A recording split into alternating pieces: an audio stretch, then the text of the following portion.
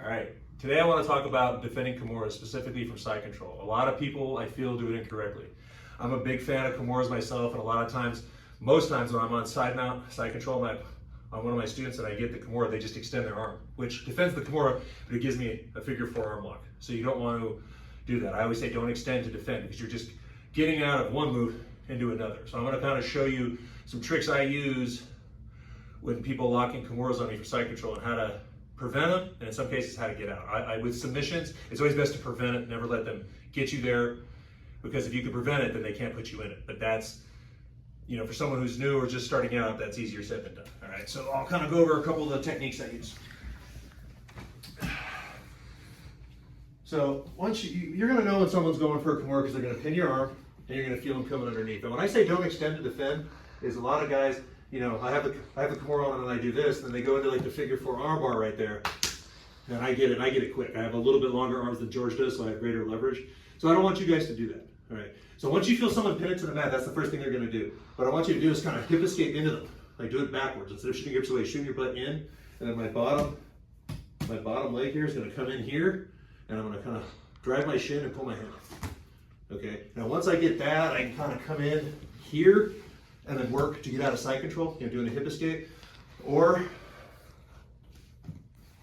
and come in here, kick it, and then try to go out the back door, roll up on a single leg. There's a couple of escapes that prevent themselves. What you don't want to do is, I get this, just stick your hand here, it's gonna lock it up again, right?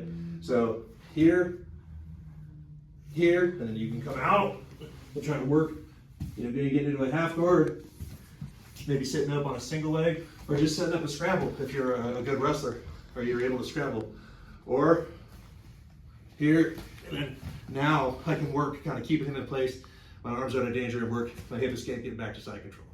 So as soon as you feel them, you guys want to do that. Now, if they lock it in, obviously this is not good, right? If the guy has really short arms, it might work for you, but you don't want to do that. If they have it locked in, you still can do this move, but you're going to have to kind of go the other way. So if he locks it in, I know it's curtains if I go here. So what I'm going to do is bring it across my body this way. I'm bringing it up towards him. He needs it down here and extend it, right? So if he locks that figure 4, I'm going to bring it up, get that knee in, do the same thing, and then just go back to one of those escape positions, whether it's here or it's here. So again, he's able to really lock in the figure 4 on me. Okay, bring it across my body, bring it in, and again, same thing here, turn, and then come in and fight there.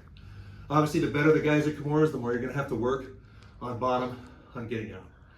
But these work really well for me because I never let guys get to where they're stepping over my head. Because if they step over your head, go ahead, that's a completely different escape. If George locks this in and he gets over my head here, once I feel that, I need to tuck this in, roll my knees, and come through, and work a reversal. At the very least, I get out. You want to try to prevent them from getting over your head in the first place, because as you guys can see, he not only has a kimura there, he has an arm bar, he has a darts that he can shoot. So you want to prevent them from even stepping over your head. But if they lock it in and you don't defend it, they're going to step over your head. So the two options I gave you in the beginning will serve you well. They've served me well for those particular escapes I learned about 15, 16 years ago. They've served me well since then. They're very simple, as you can see. You just got to have good awareness of where your arm's at. But they've been working for me. They'll work for you.